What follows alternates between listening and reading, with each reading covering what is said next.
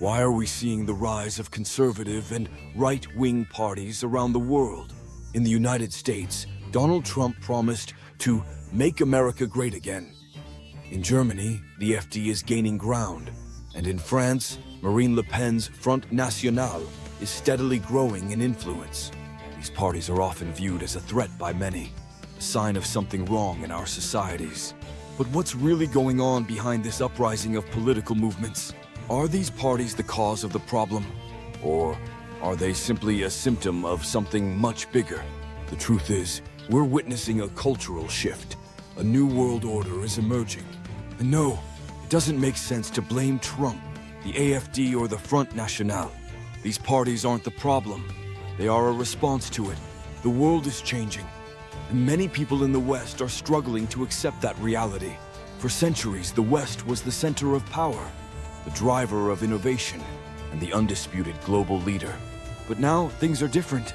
The power dynamics have shifted, and the West is no longer the dominant force it once was.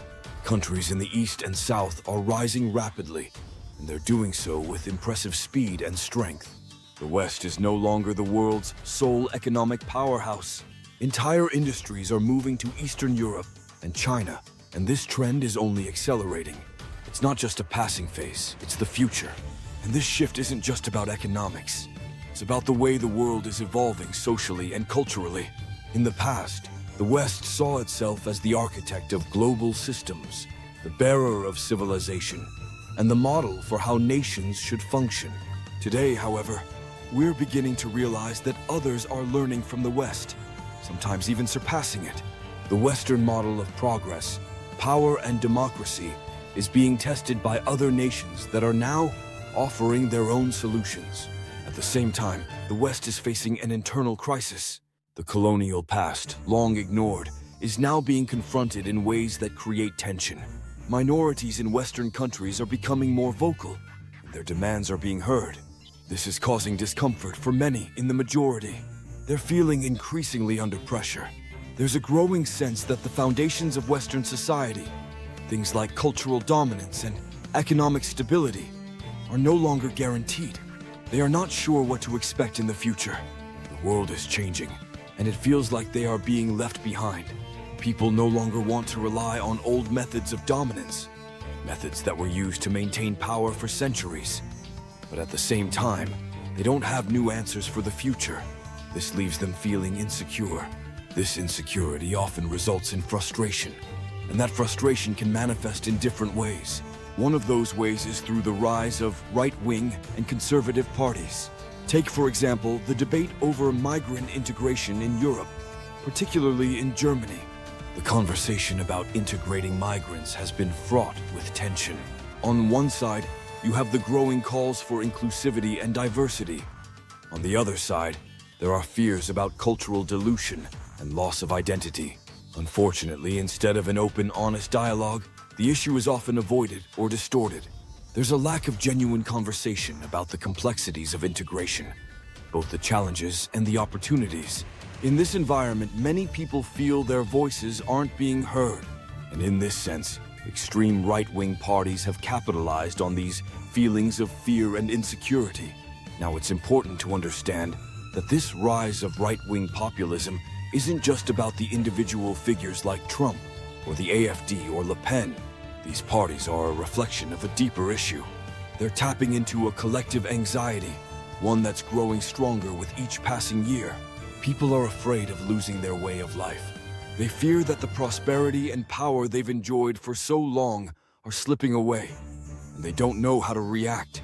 This is why Trump's message of "Make America Great Again" resonates with so many, because it promises a return to what they believe was a more secure, more prosperous time.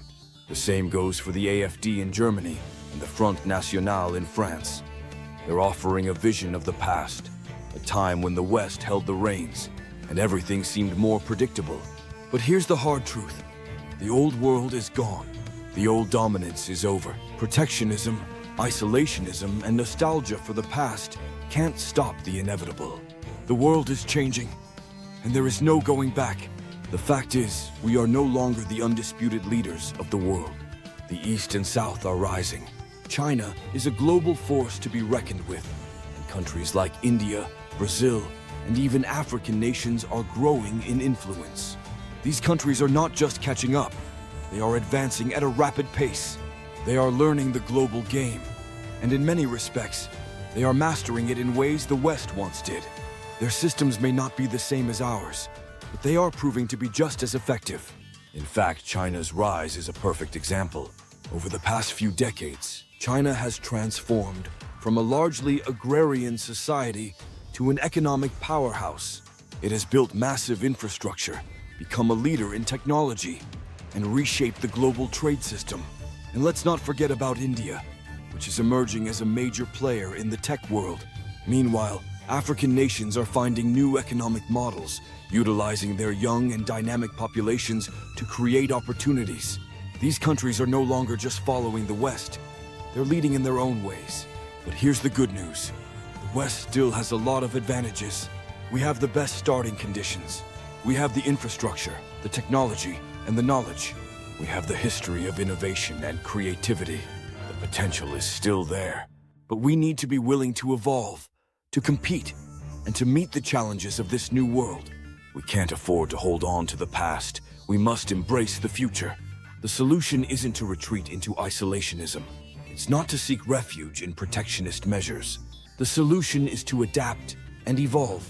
The solution is to become competitive in the global market, to innovate in ways that we haven't before. But it's also about collaboration. We need to meet other nations on equal footing, not as adversaries, but as partners. It's about creating win-win situations where all parties benefit. This is where the future lies. Now, for those who feel afraid, those who are turning to extreme right-wing parties out of fear, their concerns must not be dismissed. Their fears are real. They feel that their way of life is under threat. They are afraid of losing their jobs, their status, their security, and that fear needs to be taken seriously. We can't simply brush it aside or ignore it. But at the same time, we must tell them the truth. The old systems are gone. The West's dominance in the world is no longer permanent. The shift is happening, and we must adapt to it. The solution is to embrace the future with open eyes. It's to step up and be willing to change, to innovate, and to compete. But it's also to remain true to the values that have made the West strong: democracy, freedom, and individual rights. We must be willing to fight for our way of living, but not by clinging to outdated systems. We must fight by building a new future, one that's competitive, collaborative, and resilient. This isn't the time for complacency. This isn't the time for looking back. This is the time to look forward, to take action, and to realize that we can still lead if we're willing to change. The world has changed, and so must we. The future is in our hands. Are you ready to rise to the challenge?